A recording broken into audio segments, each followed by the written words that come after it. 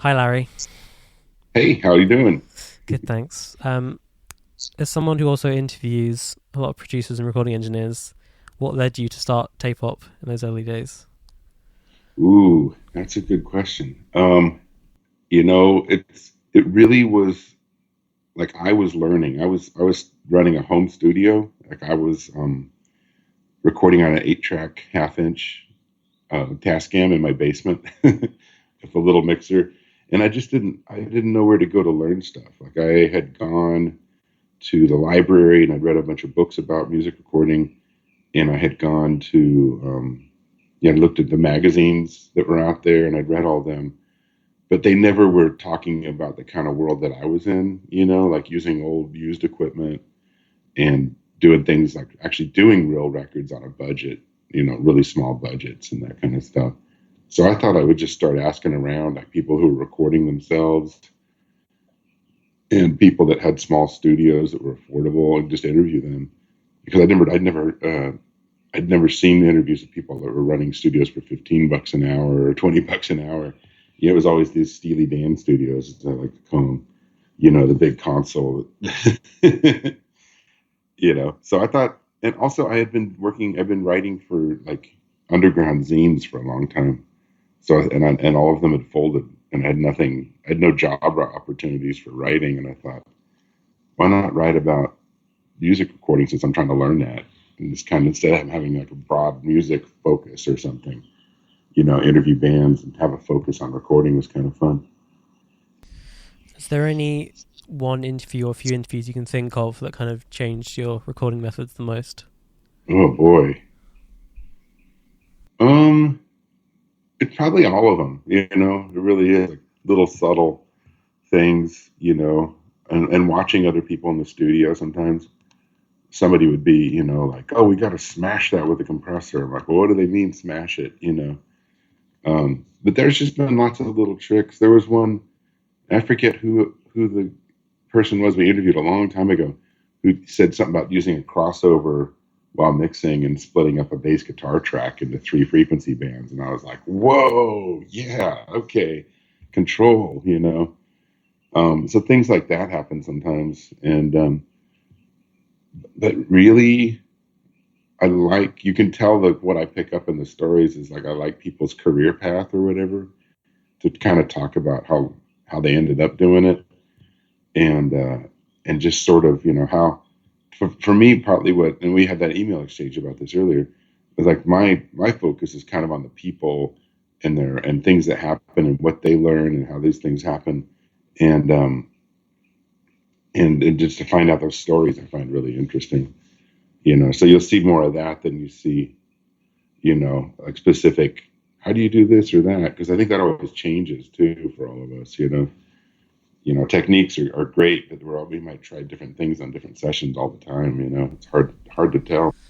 Although, kind of, despite that, is there any interview that's cost you the most amount of money in terms of someone sort of name dropping a product that you've then gone and Oh, checked out?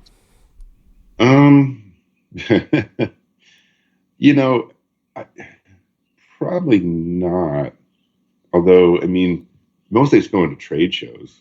Like going to the AES or NAM show, and that's kind of like when I first saw like schematics for the Rupert Neve Designs 5088 console, and I saw blueprints that they had, and I went, "Oh, okay," and ended up owning one. After they went into production. So that's the most expensive thing I've ever bought. That was somewhere in the realm of 56,000. You know, um, and I did like confer with people that already bought one, and ask them about it, what they thought, you know, so that kind of thing. But in the interviews, it's usually not gear lust, and my studio now is very well equipped, or certainly too. It's like there's not much I'm, you know, going after, but I would learn along the way. I would learn what equipment I was just not really satisfied with, and that those would be the real. It wasn't lusting for another thing. It was getting sick of the one thing I had in front of me, like a console that was like I had a Mackie console. I had no polarity switches, right? And that's annoying, and you're trying to check the drums or something. And then I had an Allen and Heath console, and it was just starting to fall apart. It was at the end of its life. And and my studio manager at the time, she was a really great producer engineer too, and she was like, "You can make a better mix in the box now than this console can do." So those kind of concepts are what, well, if we're going to offer services and offer a console, it better be a really good one, right? Changes there, and then you spend the money. Yeah, sure. What was the first really great microphone that you got that you were satisfied with? Oh, I can't believe I sold it, but I bought there's two microphones and they're both made by the same people. The first one was when I was working with Elliott Smith. He had a microphone by Longevin called a CR3A, which is sort of a U87 style, phantom powered large diaphragm condenser, and it was made by Manley Labs. Manley Labs built these. They put it under that name because it wasn't tube. And then I got the Manley Cardioid Reference microphone, which is their tube large diaphragm mic. And I'd never really heard a mic like that. I think someone had put one up that was engineering something I was playing on, but I'd never sat there and listened to it as like, is this better than this other thing? And that tube mic was just great. Actually, I used it on the Decemberist Her Majesty's record. As all the vocals are through that. And Colin has a very mid-range presence vocal, and it kind of cuts some of that out. It's almost kind of a little scooped mic, as far as frequency response in sort of a way. Not like it's got no mids, but it handles the mids really gracefully. But I sold it a few years ago, and it's one of those things that you sell and then you kind of think about it later. You're like, I could have used that again, But I've got a lot of mics. I've got like 100 mics or so now. So there's probably enough. Is your usual approach to, I mean, I'm sure it differs a lot for each project, but is your usual approach to recording to kind of go for everything live or try and do that and keep certain things? Yeah. Or? Like I just did a punk band, kind of punky Weezer-ish band in Portland. We did all the tracking in 3 days. And so they'd done demos, but they'd done the demos like bit by bit, track at a time. And it was nice to get them in there and playing together and then talk about how the parts were working or not. And, get like, there was one song the bass player is having a hard time. And you're not going to hear that. It's going to take longer maybe. And you might not hear it till later if you're kind of putting pieces together, So I've set up that Jackpot. When we moved into our new building 12 years ago, we built there's like 3 ISO booths ready to go that you can put things in. And the band could be on headphones, and there's all these like wall throughputs for guitar cables and all sorts of stuff. It's a real rock and roll, ready to go studio. So you can get set up fast like that. Yeah. Do you do much of kind of recording everyone just in that main room with all the amps blaring and that sort of thing? Or? Not like where they're all blasting over each other. Yeah. I used to, like, if you listen to All Hands on the Bad One by Sleater Kinney, that was like, 3 guitar amps in the live room with just a little office divider baffle and then the drums next to it. And, I used to have to do that just because we didn't have an isolation closet. But I find that I like the control. I think it's neat when the stuff kind of bleeds, and when you have to do it work that way, you can set it up well. But it's also like there's invariably something someone wants to change, right? And then you're kind of trapped. So I try to keep options open too, just in case, Yeah. Did you have any techniques that to help kind of work with bleed? Besides the obvious check and polarity, like even just subtly, like what could be bleeding across the room into the drums. One of the things that works really well, and I did this the other day, someone hired me to come record a band in a basement onto an 8-track cassette recorder, which sounds like a problem. And they had, if you think about the concept of this, like a typical approach would be to have the drums over at one end of the room and the amps on the far other end, and to get them away from each other. But sometimes the problem with that is then you've got this like, echoey, far away guitar sound coming into the drums. So there were these shelves there, and they were just like kind of like hip high, and I put them in front of the drums as if they were amps, like sitting in front of the toms. And then I put the amps in front of those shelves. So now the guitar and bass amps were facing out away from the drums and not facing towards them. And besides the snare rattle, which probably would have happened anyway, from the bass vibrating the bottom snare, it actually sounded really like super phase coherent, and there wasn't like that distant amp in the room sound at all on the drums. And I was really pleased with myself because I'd heard of this trick of putting things closer in order to have better separation, which sounds ridiculous, but it works really good. So I would always highly recommend that. Yeah, I do a lot of my recording doing kind of everyone live in a hall that I work in with kind of only a little bit of isolation, which is like curtains. So I'm always interested in people kind of giving good tips and. Oh yeah, if you can get them closer, then your phase and stuff are better. So that's kind of goes against everything you'd think. You know, it's funny because those sounds that are coming from further away, we our ears locate them so much. Our nature is to hear sounds and go, where's that coming from? So then when you got an amp across the room and you're hearing it in the drums, if it's not the right feel for that, it can sound kind of weird. You know, just it sounds more messed up than something that's close. It's a theory. Are there any other rooms you can think of that you've worked in that have been kind of problematic in one way or another? Oh God, the worst is what rooms where people keep walking in and out, and you're like at some other studio, and I think you do a lot of mobile recording, right? Like take your rig around, and yeah, and it's like, man, when someone says, yeah, come here and we'll have this room, and then someone keeps opening the door and closing it while you're tracking or something, or just wandering through and staring. I worked at this place. It's closed down now. It's a place in Portland, and there was a hallway like right by your control room, and it went past the live room too. And I don't know why if the door was open or if there was a window, but it would just felt like we were kind of on display the whole time, and we don't know who these people were going up and down the hall.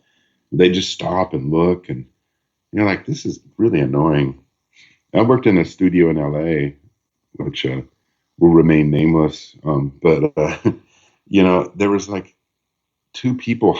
It was a really inexpensive studio, and they gave you like a studio manager and kind of like an assistant, which is really, I mean, it's kind of nice, but it's like I don't really need help generally. And I was like starting to get drum sounds, and there was like this little audience of them sitting on the couch, like just staring at what I was doing. And I was like, get out of here.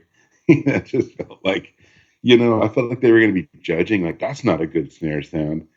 And I really wanted time with me and the band because I wanted to protect the band from these people in the studio, which I ended up having to do because things were really faulty at the studio. And I really, I want to bond with the band and be strong with them and get the other people out of the way, So those kind of things are really annoying. Yeah, I was doing a session literally yesterday where I thought we'd kind of have half the building to ourselves for recording, but it turns out the only toilets in the building were right next to where we were recording. So just about the worst. Depending on noises and smells. Yeah. I think the thing, I remember when I was looking for a studio space 20 some odd years ago, and Elliott Smith and I are driving around in my beat up old pickup. And I remember going to this place, like this realtor is showing us a room. And we're like, well, what's above? What's below it? And he's like, he seems so non-concerned with that. And we're like, we'll drive people crazy, like, or they'll drive us crazy, like if there's a yoga studio below, it's just not going to work, And I think people don't understand how much sound transmits. You just can't. Soundproofing is like ha ha ha. Like it's millions of dollars to separate two rooms to really not be able to hear a drum set in one room next door. I mean, you just can't do it. So you have to find places where you have isolation and space around you. There's a place in Portland called the Old Church, and you can hire it out and track things in there, and it's super reverby. Like there's a big pipe organ, and the reverb time on it's just ridiculous. It's like when you hit a drum or something. But you can hire it out, and my friends did that for some classical type stuff. But then every once in a while, somebody would do this, pop open a door and then slam it, and it would just like a reverb around the room, and you're like in the middle of a take. If you didn't happen to notice they were doing it, then we're taking a isotope RX, and trying to draw out the little noises. You have to do that.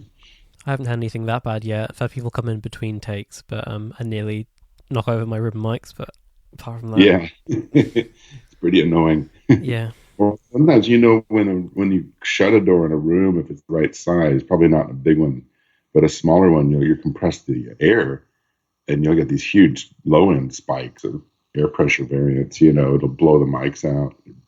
You'll look over and you see all these overs on your room mics, and you're like, where'd that come from? And it was just someone shutting the door.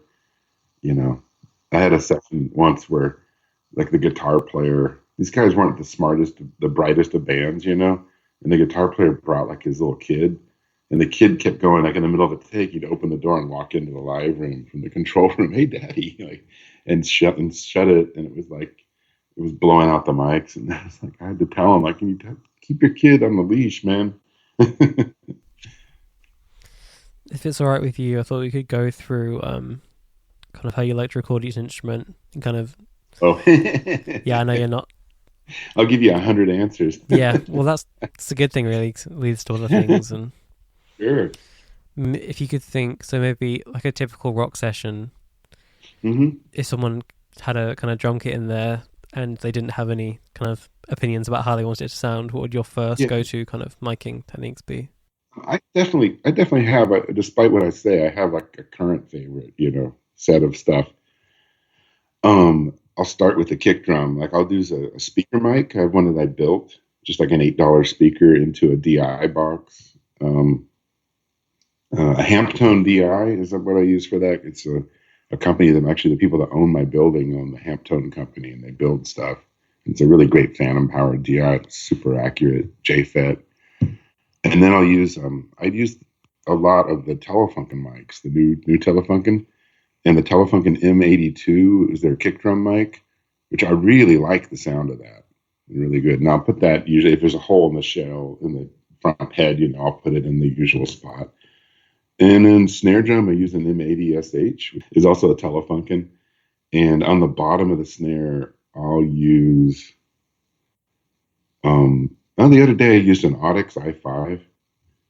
And then sometimes I use this EV mic, which is oh boy, I forget the model number, like a 604 or something. It's an omnidirectional dynamic mic. It looks like a little mag light. Boy, I could look it up. But it's 635. Maybe. I'm so bad. I'm the worst person with model numbers and stuff. Let me open this up real quick. I'm gonna look at the jackpot. I can look at our equipment list. I always forget the name of this mic. I don't know if it's just me not having a brain like that. Let's see. DO54. Yeah, they look like those little, looks like a silver mag light. But I love that mic. You can put it up really close, like under the snare, it doesn't get boomy, but it does pick up a nice full bottom, low end, because it's Omni. Yeah, they're really cool. They're good on a drum kit too. And then the toms, I use either Audio-Technica PL230s, which are a newer mic, dynamic mic they make, or I use Blue Dragonflies, the condenser mics with a little swivel head. And I don't use anything that's very typical for most studios. And then on the overheads, I use the Telefunken, the M260s a lot, the small diaphragm tube condenser mics. It's probably usually almost always those. Or, I did a record in mono a while back, and I think I put some kind of large diaphragm tube mic up there. Or maybe the Wonder, actually, this is good. A really good mic is the Wonder, oh God, see, I'm so bad. CM7? I think is that the It's the U47 copy. No, the fat one. It's like a CM7 fat or something. Boy, I'm so bad. This is insane. It's that silver one. Let me look real quick. Yeah, CM7 Fat. That's right. I'll keep this open so I can refer to it. And I might use that on the outside kick if it's a sealed kick. But I like.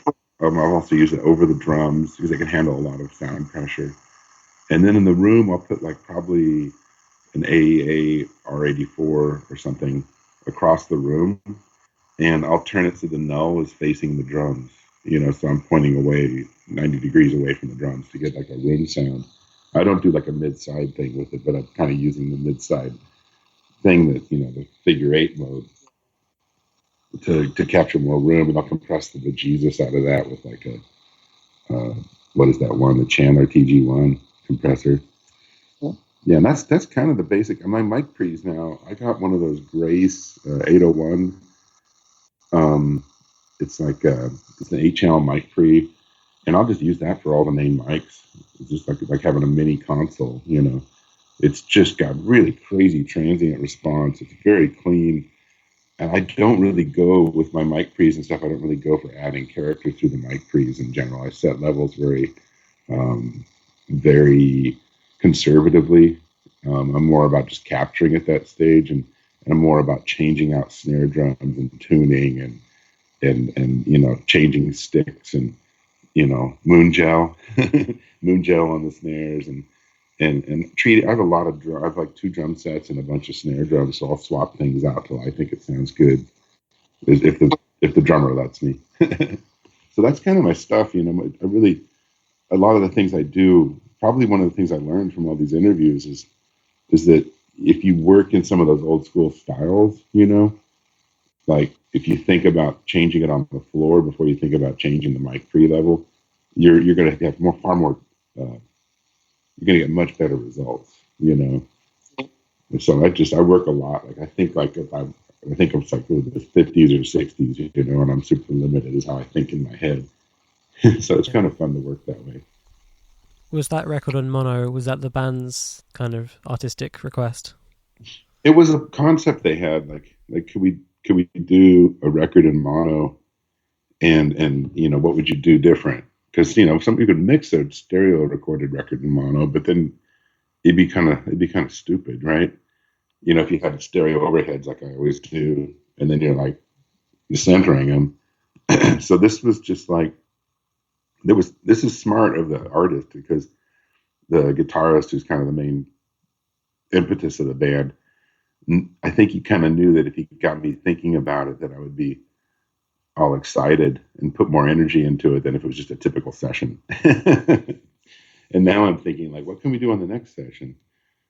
Did you have to approach the mixing for that differently than you usually would if you can't get instruments out of the way of each other with panning? Yeah, more the tracking. I thought about it way in advance. So I wouldn't double up guitars, and because I would like to double them up and pan rhythm guitars.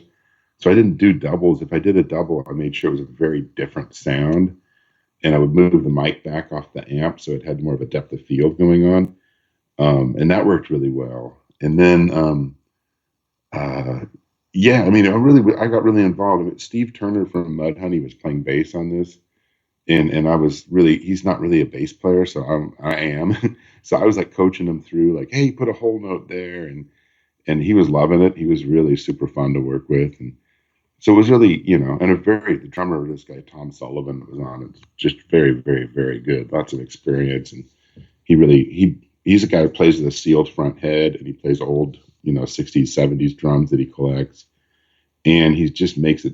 He balances the kit. The thing they always say, like about John Bonham or somebody, it's like, oh, they would balance the kit. This guy really does that, So if he's playing a sealed kick drum, he hits it pretty hard, and it projects into the room really well. And you're not sitting there going, how do I get this to work? You're like, this works, So that's kind of the battle. And with him, I would put the mic kind of looking at him.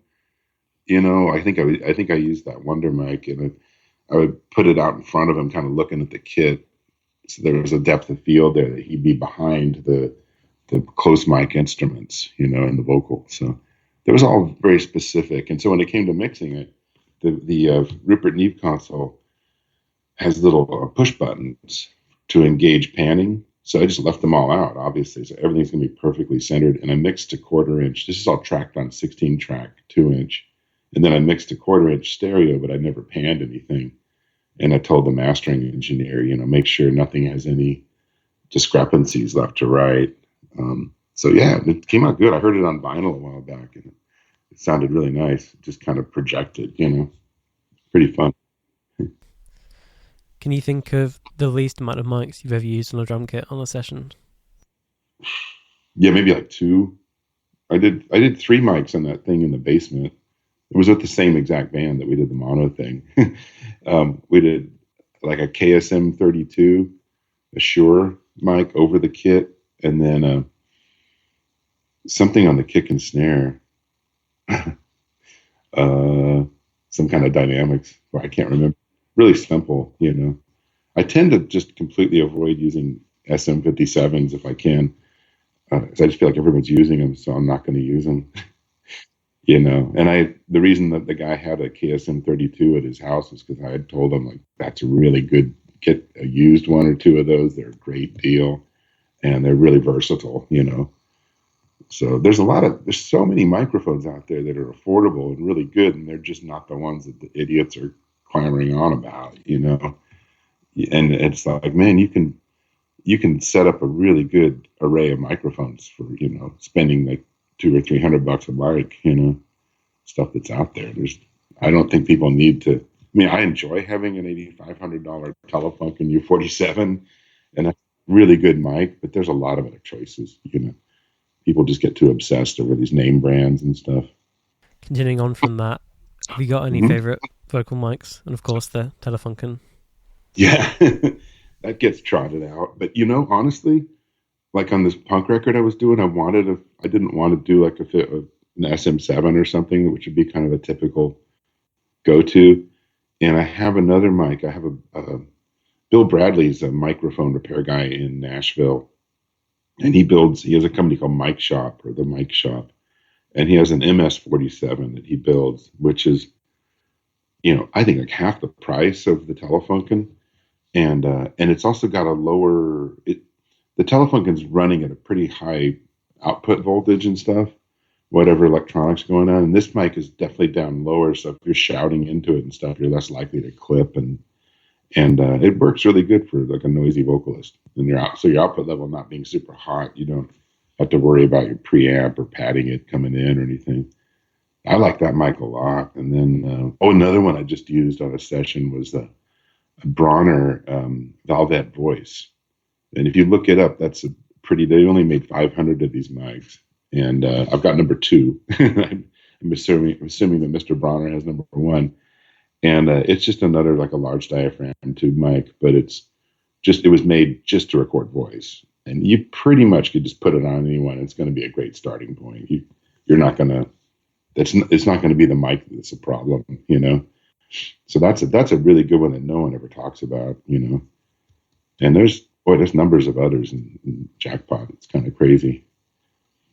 Sound Deluxe, the Bach mics, got a 251 of his. It's just amazing, So there's some good options.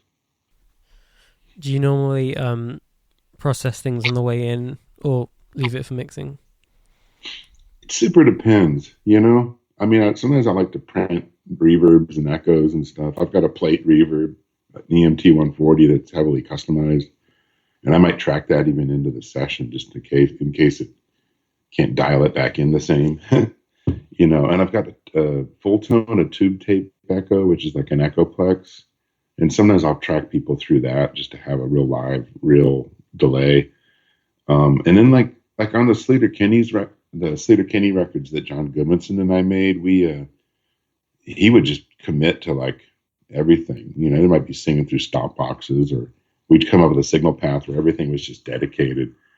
And especially if you listen to a record called One Beat, if there's a really overt effect on a vocal, it's probably printed that way. You could probably put the faders up and go, yeah, there it is, So that's kind of cool. I thought that was a really ballsy way to work and really fun. And the girls thought it was great. It made them sing excited because they could hear these effects going or these distortions. It was really fun. I guess moving on to electric guitar, have you got any kind of favorite mics? Have you ever seen a Dynamount? It's like the It's like a motorized mic Oh stand. yeah, like the Mic, Eric Valentine kind of. yeah, and it can Yeah. and you can move it around. I think Eric had one like that he had built a long time ago or something custom. And then these guys at Dynamount make these and sell them now. And I like using two mics on guitar amps, but invariably people usually do it wrong. It's always out of phase. And so putting one static and one on the stand and then, moving them and listening for polarity is really the best. And pretty much almost always use like a Royer R121 on electric guitar and then like either a dynamic or that Longevin CR3A, probably, being the other mic that blend in. And I have a custom little mixer that's just two channel. It's like a balance knob, and it's all discrete, and it's two channels in, one channel out, and you just turn it left or right. And I'll run into that and print it through one channel because I don't like having those options later. I don't want anyone else to have the option to throw it out of phase. And I don't think that Pro Tools I don't think that the phase within Pro Tools is absolute. I've had situations where I can't get things back in phase, and I think that's part of some really bad line coding on their part. So I know it might be hypocritical because obviously the drums are going to have issues if that's true. But I never can get guitars to sound good if I track them in two channels on one amp, and so I'll just blend it in the analog realm, and it's stuck. It stays better. That's very specific, isn't it? Is there something that you're trying to get out of the other mic alongside the Royer that you don't get out of the Royer? It's either the reason I would do one or the other, like a condenser or a dynamic, is either I'm trying to brighten it up and open it up more with a condenser, or I'm trying to just get more of a solid crunch or something with the dynamic. So it would depend. If the player's like lighter and their tone isn't overdriven, it would probably be the condenser mic. And then if they're doing something really punchy, probably a dynamic. And I'll change the blend between songs and stuff. Like I'll just listen real quick and spin the dial and just be like, there we go, just to get different sounds for every track. Is it right up on the grill of the amp? Oh, depending, yeah. Sometimes I'll put both the mics on the mic mount, the Dynamount, and I'll move the whole assembly. I'll put them on a little stereo bar and try to get the phase lined up, and then I'll move it back and forth. And the best thing is if you got like a rhythm guitar part and you got the whole band running in there, just move it away from the amp and back until it sounds right. And it's amazing because when you hear everybody playing together, that difference that you get sometimes in just how the rhythm sits, depending on how close the mics are, is really fantastic. And then you'll go in and look at it and be really surprised where it's ending up too. It might be pointing off to the left or something, and that sounded better. That's really good, really smart way to work. And I wish I had 10 of these Dynamounts and I could just have all the mics flying around. Yeah. And it's better than having an assistant move it because they've got their prejudices and stuff. It's better not seeing it move. Look at it later and shake your head. Have you ever blown out or come close to blowing out the ribbons on the Royers with a T-Loud guitar amp? Just because I have a pair of them and I don't really know what the threshold of... I think you got to get... The worst things are like kick drums and stuff, maybe bass amps sometimes, or Leslie's, with the rotating speaker wind factor. That'll just blow it right out. But I've blown a few, but I'm pretty certain that it was other engineers that were in my studio. And the folks at Royer are so wonderful. They'll take care of you. No, because I have a few ribbon mics, and I don't know if I'm always like overly cautious. And when I carry them, I'm trying to look for something I could hold. Like if I'm carrying a ribbon mic around, I'll put my hand in front of the screen and walk over and set it up if I don't have a little cover on it. Because it's like I'm worried that I'm going to stress it walking through the air. It's going to like a sail. But it's nice to have those little cozies or whatever put on them, like you guys have your tea cozies, right? Yeah. Yeah, we don't have those over here. That's a little mic cozies. Yeah. Yeah, use those pretty religiously for the Warriors and the Coles, just out of fear. Yeah, or just a Ziploc bag, just pull it over there and tighten it off. Or especially if you're leaving stuff overnight, don't want to move it. But people are the hardest thing is keeping people from walking up and like talking into like you 44 or something, like, oh, old radio, and they want to go pop, pop, pop, you're like, get away from that, you know. The worst thing I did was I took 2 PZM mics and I taped them together back to back and then put it on a stand like right over the drummer's head. And then he got excited and stood up, and like the little corner poked him in the head and he started bleeding. He was bald too. He didn't have any hair there to buffer it. And I felt so bad, like there's a little blood running down off his head from the microphone. Good story, at least. Get your revenge, right? Yeah. Have you ever had a drummer break a snare microphone by hitting it?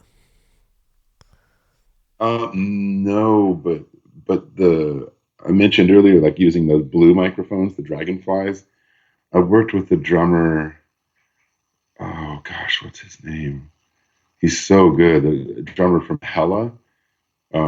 He's like a monster. I did this session with Janet Weiss from Sleater Kinney and Matt Cameron from Soundgarden and this guy from Hella, whose name I'm just blanking on. He's the nicest guy. Let's look him up. And so it was 3 drummers all playing together, just doing these drum jams. It's available as a thing called. His name is Zach Hill. Zach Hill's the drummer. He's played with other people since, a lot of different things. And he's like he sounds like I described him as like a broken video game exploding. He just does these crazy mechanical sort of like, pow, man, like machine gun fire or things. And I had to mic up 3 drum kits at once in the same room. It was in my old studio with no isolation. And he was playing on using the blue Dragonflies on his toms. And like partway through, I was like, God, that one sounds kind of weird and out of phase. And I went out there and he'd hit it and just crumpled the little mesh on the capsule and then spun around and was pointing at the ceiling. So I had to go back and get repaired. But actually the capsule was okay. It was amazing. They just had to fix the mesh. But, sometimes they break things, but it's kind of the risk you take. I mean, it would never be a thing to me like to blame someone for blowing out a ribbon mic or, try to charge an artist for things like that. Because it's just part of the cost of what we do, Keep everything running, It's better to be nice and take the high road. Yeah. So I guess moving on to acoustic guitar, do you have any favorite mics techniques? I just discovered one and I just did a video about it for LinkedIn. So I was going to show, I really hate mid-side miking. I don't know how you can hate something like this. I love it, to be honest. It's been misused so much. So many times people use it when they shouldn't, and it can be very ineffective. Like, so I had someone do like a septet of cellos, right? And they're in an arc and they did mid-side, like up kind of close. When you go down to mono, you just hear the 2 cellos in the front, middle, and then it doesn't work, then everything on the sides disappears. So when you're too close to a source, mid-side can be really detrimental, right? Across a room, it can be pretty cool. And so I wanted to do a video showing that if you put mid-side on an acoustic guitar, it's just, the more you turn up the sides, the more it phase cancels one side or the other, depending on your polarity of your center mic. And I was showing that and everything. But before I did that, I just tracked one mic pointing at the guitar and one mic in figure 8. And just blending those 2 together without just setting up mid-side was fantastic. Because the figure 8 mic is looking up and down the neck and there's no direct pick sound. And the other mic is looking right at the pick. And so you could just kind of blend the 2 and get a nice balance of guitar. And I've never seen anyone do that. I've never heard people talk about using that technique. And so I did a little course where I did one where I did the mid-side and I did one where I didn't. And my studio manager was playing guitar, and even on the headphones, he goes, "Holy shit, that sounds good!" We were like, "There's a new technique." So I like that one. I haven't used it on a record yet, but I'll frequently do. Boy, I have a lot of different things for guitar. I mean, it could be like a ribbon mic, or it could be an Earthworks, like a TC30K, so it doesn't have like proximity issues. It's an Omni small diaphragm, or it could be. Sometimes I grab, a pair of mics I really like are the KSM 141s, the little small diaphragm condenser mics. They sell them in a pack for like less than $300 for two, and those mics are really quite good. They're kind of like a lower grade SM81 or something. I don't know why people don't talk about them all the time. They got a bunch of settings for pads and roll off, and they're really handy. And those will hold up fine if you do it right. I don't tend to do a ton of stereo miking on the acoustic guitar, although I might do so if someone's going to be all acoustic guitar, like a songwriter record or something, there's not really other instruments. I might do like XY pair, like up near the 12th fret of the join, right? And then I might put a 121 or something, like a ribbon mic right between them behind it for just getting like a lot of body and bulk to it. And then like another pair of stereo mics back away from the guitar, just for a little bit of ambience, like 4 feet. And if that guitar has to carry the entire song, and it's like maybe intricate picking or something, that gives me a lot to work with. So I'll do stuff like that. It's a little bit involved, but if it's in a bigger track with drums, I might just go with like an RE20 or an SM7 or something a little flatter and less dynamic sounding, and less dynamic as far as like troughs and valleys of sound, and so that'll get like just kind of, I want almost like a papery tone that just holds up on the mix. So, just different things, and the different guitars will sound different too. I have a few acoustic guitars there that I'll swap out with people if they sound fuzzy or weird to me. And I have a Nashville strung acoustic with all the high strings, and I might have people play that instead or double up parts. Do a lot of things.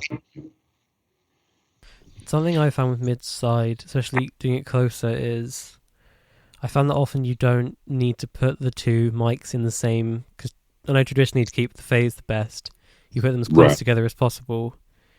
But I found kind of differently, like I quite often not have them that near together and get really good results, like have the mid mic, like a small diaphragm mic, kind of further up pointing down to the guitar. Mm-hmm. Then I'll have the side mic kind of just more like in front of the sound hole, a bit further out, just rejecting that as much as possible, and I've had very good results with that. I don't like things disappearing when I go to mono. I want it to be rock solid. So that for me, it's always like, nah, I'll just do like XY or something if I want to do that. It really offends me to have the mid-side thing. When I hear that, even in the background, like the out of phase left and right, it just makes me queasy too. So even if it's blended in pretty low, I start to kind of go, I hear it. I don't like it. I find it quite dangerous. So they'll just avoid it. I'll be on my rampage trying to dissuade people from using it. And part of the reason I do that, and part of the reason I'm on the rant is that people send me stuff to mix all the time. And so often they've just discovered mid-side as a concept, and they're just misapplying it all over the place. And I've got to just go and use the center mic or whatever. So it's kind of like they're spending all this time doing something that's not even effective. It's like they should really hold off on that until there's like a specific way it's going to work to capture something better. Yeah. That's my thought, my rant. What situations in mono are you worried about it disappearing in? Because that's something I think about too, but I'm not sure in what situations people actually listen in mono.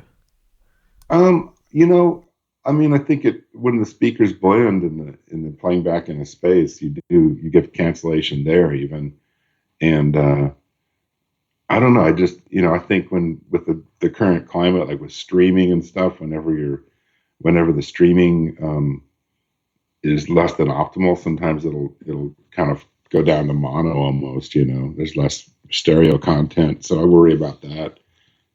I just really try to make sure my mixes really hold up no matter what. So I'm pretty methodical about checking phase and polarity and determining, what sources really are stereo or not, like the old Logic export where it sends you everything as a stereo file when even when it's not, you got to sit there and null everything with the phase flipped and see what's really happening, you know.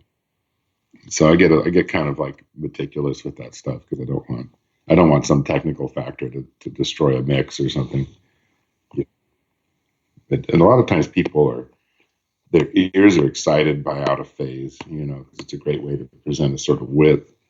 But it's sort of like eating candy. You're going to get cavities.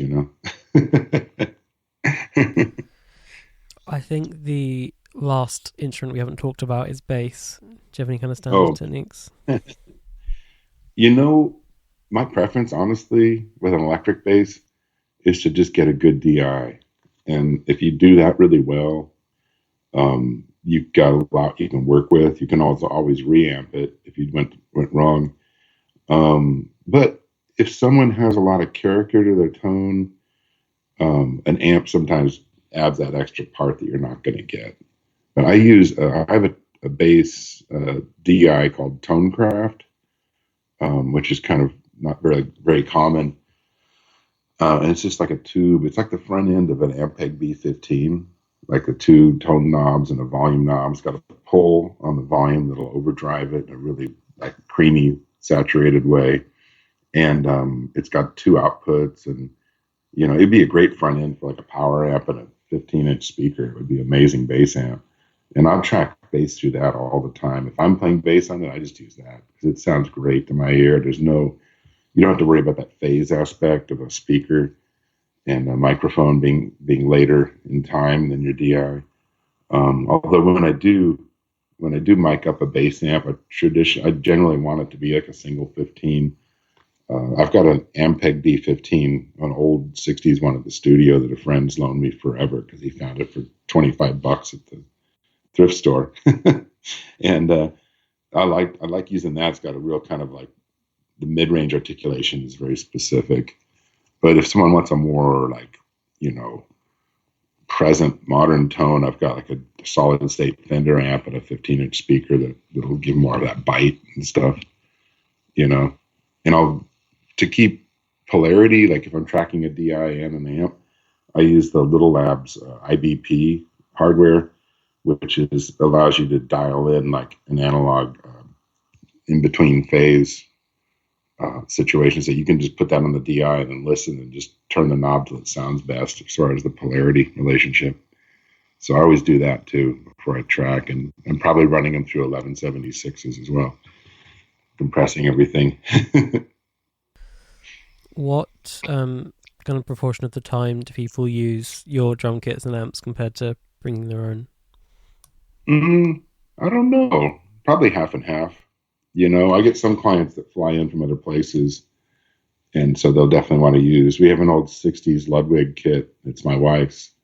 And so we'll use her kit sometimes. And I have there's a Portland brand called Allegra, which is more kind of like a DW style modern sort of tone. And so the two of them are very different. And then a bunch of snares, like I said, a bunch of cymbals. I have tons of cymbals. I don't know where they all came from. And hardware and all that stuff. So sometimes the drummers just go, hey, it'll be easier, or I know what he has, And other times they have a specific thing they want, so they bring that. That's fine. I'll sub it all out anyway. Hey, how about this snare? So, I guess lastly, do you have any sort of weird esoteric gear at your studio that you're super fond of and kind of, even if it doesn't get used much, you don't want to get rid of? Oh, yeah. Gee. And one of the weird things about running a facility that's not just for me is that you hang on to stuff because other people say they want to use it, or they get excited about it. Like for years, I think I have a Roland Space Echo, like a 201, and I don't think I used it for about 15 years. And finally someone was like, please, please, please. And I put it on. I'm like, hey, that's pretty cool. So, I get my biases about my own equipment. Um, I love the EMT 140 plate reverb that we have, and it's been heavily modified by my neighbors at Hamptone with new everything except for the plate and the pickups are left, and everything else got taken out and rebuilt. It's all like JFET amplifiers and stuff, and to my ear, it just sounds fantastic. And on that reverb, I put one of those Dynamount, like just a one axis Dynamount that they make. I put it on there to control the big knob, where you can set your decay time of your reverb. So from the control room and on the app on my phone or an app on the computer, I can go and just dial how much reverb and just sit and listen to it. So that's kind of nerdy.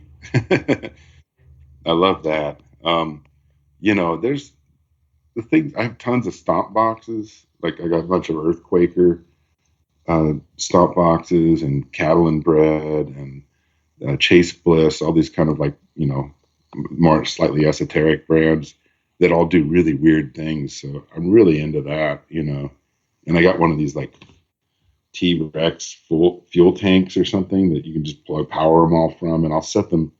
And I use this other thing called a radial SGI, which allows you to send guitar signal down like mic lines. So you can plug the guitar in the control room, set up all these stomp boxes, and pipe it out to an amp and do all your overdubs in there. And it gives you a lot of like communication to talk with the person and change your tones immediately and just change your, play with their pickups and stuff while they're playing and see what works best. So I like to get really hands on with that kind of stuff. So all those things make that really easy. It's not something I see discussed a ton. I think that's all my questions. So thank you so much for speaking with me. Yeah. Thank you, man. It was really fun to talk. Yeah, thanks a lot.